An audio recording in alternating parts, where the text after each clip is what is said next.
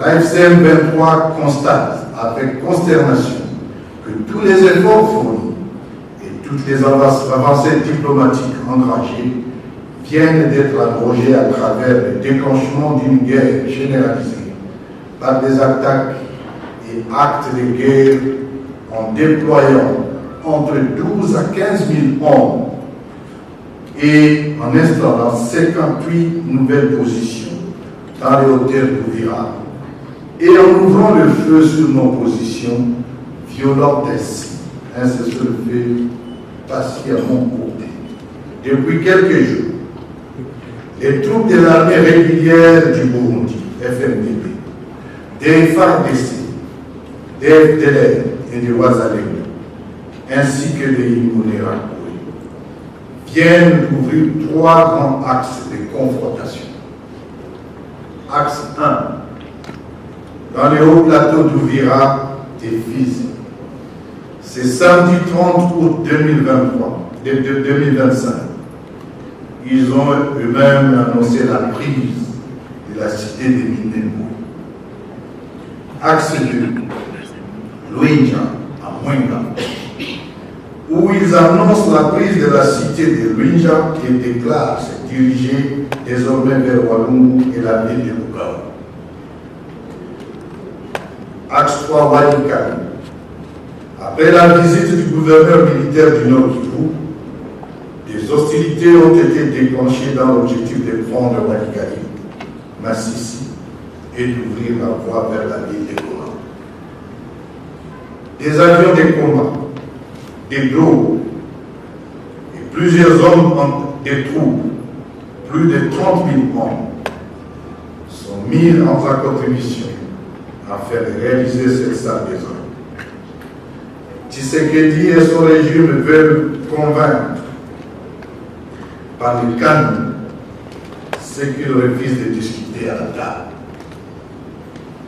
Ils espèrent noyer dans le sang les aspirations légitimes d'un peuple qui ne demande que de vivre libre, en sécurité et dans la dignité.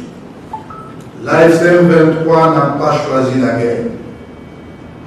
L'AFCM 23 dénonce et condamne ces attaques meurtrières, souvent orientées vers des zones densément peuplées, entraînant un déplacement massif d'une population déjà vulnérable, causant une crise humanitaire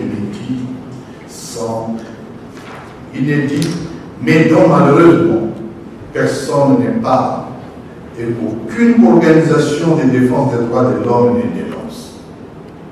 À Doha, nous avons tendu la main, nous avons signé, nous avons cru à la force de la parole donnée.